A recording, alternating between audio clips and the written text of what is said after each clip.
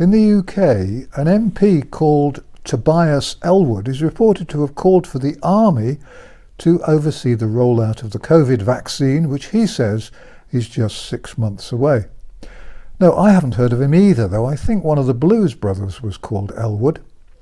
I don't know how Tobe knows this, since the last I heard the companies making the damn vaccines were still having a little trouble making something that didn't turn out to be more deadly than drain cleaner. Untroubled by this, Ellwood is quoted as saying that the vaccine should be mandatory, and he wants those vaccinated to be given certificates to allow them to travel. If you want to comment, by the way, his website is tobiasellwood.com, and there's a convenient little form there for you to use. Sending a comment to his constituency party might be helpful too.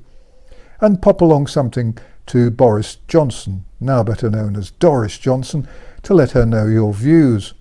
The lies, deceits and confusions about the coronavirus and COVID-19 continue to astonish, bewilder and appall those of us struggling to keep up with the way governments around the world have created a 21st century version of the plague.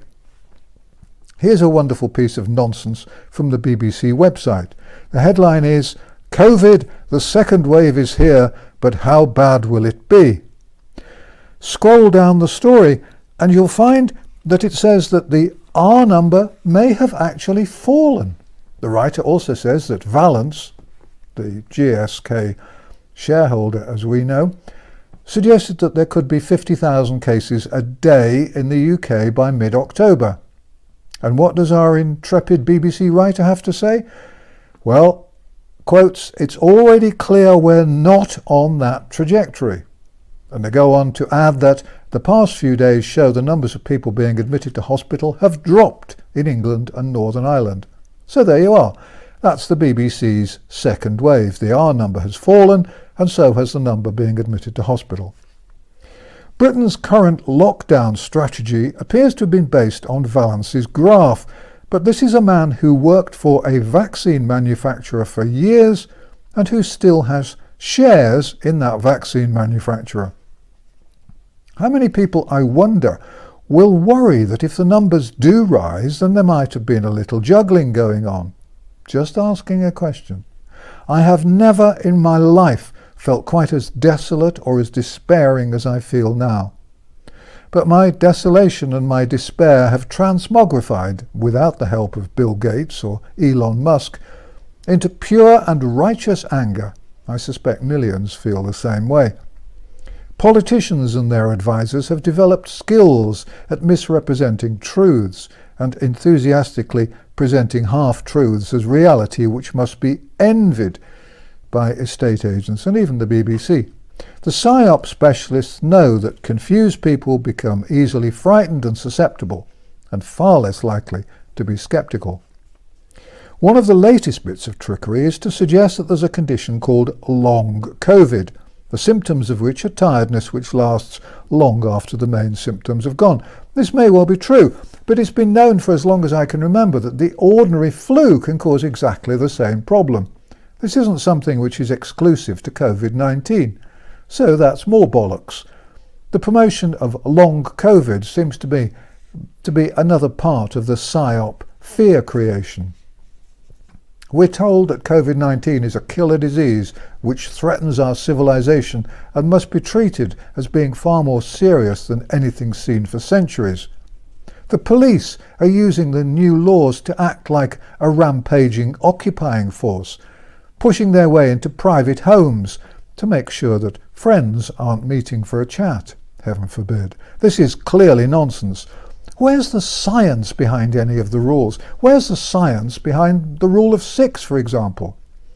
Why can't 7 children, unlikely to be suffering any symptoms, feed the ducks, while 30 elderly men, far more likely to become ill, are allowed to gang together and shoot ducks? COVID-19 is at most at level 2 of the 5-level pandemic plan developed by the American health authorities. The only action recommended for level 2 infections is the voluntary isolation of sick people. Masks, school closures, contact tracing, lockdowns, vaccinations and distancing rules are not recommended. And in the UK, of course, the disease, as we know, was officially downgraded to flu level in March of 2020, a downgrade which I reported, but which virtually the entire national press regarded as irrelevant. We're told that doctors everywhere are concerned about the impact COVID-19 will have on the world's population. This too is bollocks. Now that Dr. Crippen has passed on to a better world, I really can't find anyone to agree with the government's advisers. I've searched and searched, and the only doctors I can find who believe that COVID-19 is a serious threat seem to be ones who have links to drug companies or vaccine companies, or have links to Bill Gates. On the other hand, I can find a gazillion eminent doctors who now agree that the coronavirus is nothing more than a fairly standard annual virus, a disease that needs to be taken seriously but which never needed panic or hysteria. Incidentally, I know that many people don't believe that viruses exist. I know all about exosomes, but for now the important thing is what they're doing to us. The reason, the excuse can be sorted out later. For now it doesn't matter if it's a virus, an exosome, a sausage roll, or nothing at all. Professor Ioannidis of Stanford described COVID-19 as a widespread and mild disease comparable to influenza. Also of Stanford, Professor Atlas described COVID-19 as generally mild and said there was no reason for extensive testing. Dr. Chris Whitty, the British Chief Medical Officer, remember him, originally said that COVID-19 posed no danger to the vast majority and said that most people don't fall ill, or only mildly, and that those who are seriously ill have a good chance of recovery. I wonder why he changed his mind. Professor Carol Sikora said that fear will kill a lot more people than the virus. Professor Lass, former Director General of Israel's Ministry of Health, said that the lockdown measures had been totally disproportionate and a threat to hundreds of millions. Professor Gupta of Oxford University argued that COVID-19 was likely to result in a death rate of less than 0.1%, a flu-level danger. Leading German virologist Professor Streeck criticised the use of masks, which he said were a wonderful breeding ground for bacteria and fungi, and criticised the lockdowns. A leaked German ministry paper described COVID-19 as a global false alarm. Professor Perschel of Hamburg has emphasised that the danger of COVID-19 has been too much influenced by media messages and that COVID-19 is not a killer. He pointed out that a lockdown was exactly the wrong thing to do, since the lack of exercise can cause thrombosis. Indeed, blood clots have been a major problem among both those with and without the virus. And so on and so on. Literally hundreds of experts have said the same thing. COVID-19 is not a major threat, and the actions taken have been inappropriate, disproportionate, and dangerous. Dr. Mike Yeadon, former chief scientific advisor to Pfizer, a drug company, is reported as saying that, quote, "there is no science to suggest a second wave should happen," close quotes. He allegedly said that half or even almost all tests for COVID are false positives, and he concluded that any second wave of COVID and any government case for lockdowns will be entirely manufactured. Next, it said that immunity in people who've had COVID-19 is short-lived, and that people who've had the disease can catch it again. This argument's been used by those who believe that vaccines need to be given repeatedly. This, to me, rather bizarre idea seems to have been based on the claim that 290 people in South Korea appear to have caught the disease twice. However, all 290 were false positive tests caused by non-infectious virus fragments.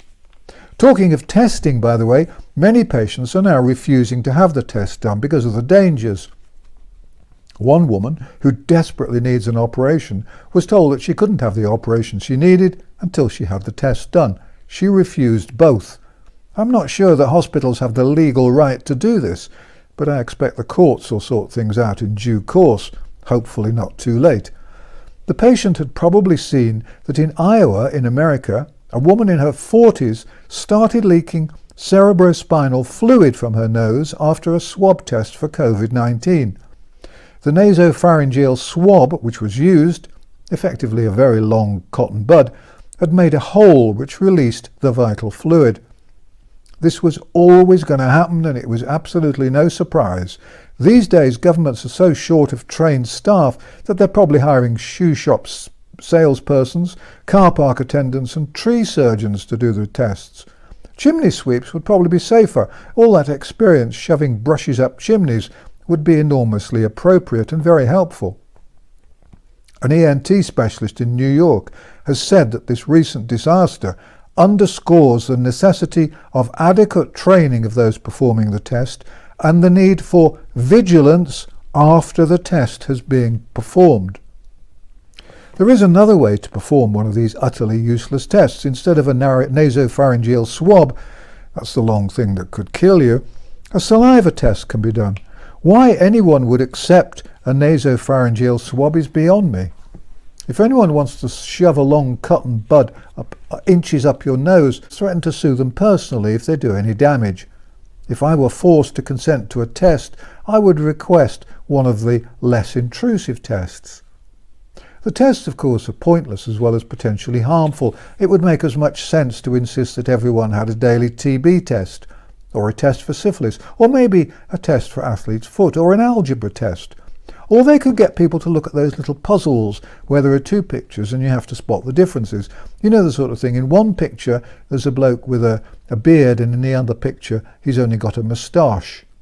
That would be just as good a test for COVID-19 as the one where they stick a king-size cotton bud up into your brain.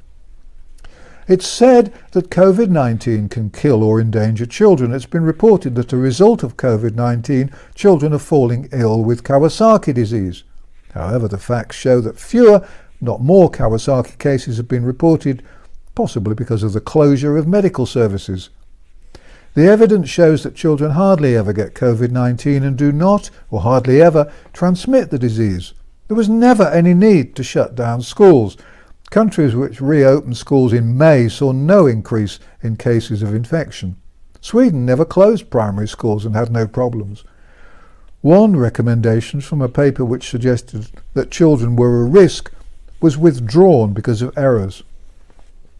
As a matter of interest, the ordinary flu can affect and kill children. The evidence I've seen strongly suggests to me that the physical and psychological risks to children in going to school under the proposed plans are going to be far greater than the risks of COVID-19. I'm far more concerned about the fact that mobile phone masts are said to be springing up near and next to schools. I first wrote about the dangers of mobile phone masts in the 1990s and then in a book called Superbody, and this is a very real worry. As you know, masts have changed and become even more hazardous than they were. Unbelievably, Wi-Fi has been installed in schools. Mustard gas pumped through the light fittings would probably be safer. Whatever happens in schools in due course will, of course, be blamed on the coronavirus. I have to confess that if I were responsible for a child's life and safety, I would be enormously reluctant to send them into a school these days with all the stuff going on. But that's just me. I've grown a tad sceptical about the intentions of our leaders. I can't imagine why. It's frequently argued that Sweden, which had no lockdown and no mask requirements, has had a very high death rate. If anyone in the media were interested in the facts, they would see that the average age of Swedish citizens who died was 86, and the great majority of deaths occurred in care homes and nursing homes. The mortality level in Sweden remained below a bad flu season, and the Swedish people now seem to have high natural immunity. Fact checkers around the world might like to look at the Imperial College projections, which were alarming, and the actual death rate, which was not. All this sounds a trifle on the gloomy side, but there are reasons to celebrate. More and more British voters are showing signs of impatience with Boris and Matt, better known now as Boris Johnson and Madge Hancock, crap polishers to the world's billionaires. Their motto, I'm pleased to report, is "You shit, we shine." Many may not share my views about the reasons behind the fraud, but in practice that doesn't really matter. Hopefully, we'll soon see elected officials speaking out in defence of the communities for which they're responsible. All they have to do is look at the published statistics. There is no reason for the lockdowns. Whitty, Valance and Ferguson, better known as the Three Stooges without the charm, talent or lovability, are as reliable as a 1935-year-old Ford Smegma struggling to chug its way up Mount Everest with a flat battery. Meanwhile, there's something you can do that will help enormously. Next time a radio station has a phone in, ring up, tell them you're not an anti-vaxxer, or they won't let you on air, and then ask a question about vaccines and vaccination based on the fact lists on my website. You'll have great fun embarrassing the program host and listening to him squirm. Get your pals to ring up and do the same thing. And let's get to the point where no radio show host in the country dare answer a phone call in case he ends up being extremely embarrassed. This isn't just a piece of light entertainment. It will also help educate people who might otherwise think that Madge Hancock knows what she's doing. So please think of that as your project for the next couple of days. Don't let me down, or I'll be round to your place with a box of king-size cotton buds and a sledgehammer to get them into position. Thank you for watching An Old Man in a Chair, and thank you for all your support, encouragement and kind comments, which are read and much appreciated. Please copy and share the videos on Facebook and Twitter, and let's spread the truth. If you'd like to put on a translation, that would be great.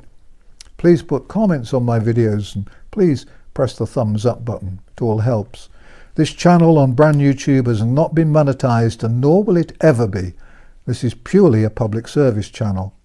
Please go to www.vernoncoleman.com, where you can find transcripts, including transcripts of all the videos that were banned by Screw YouTube, and there are many other articles there.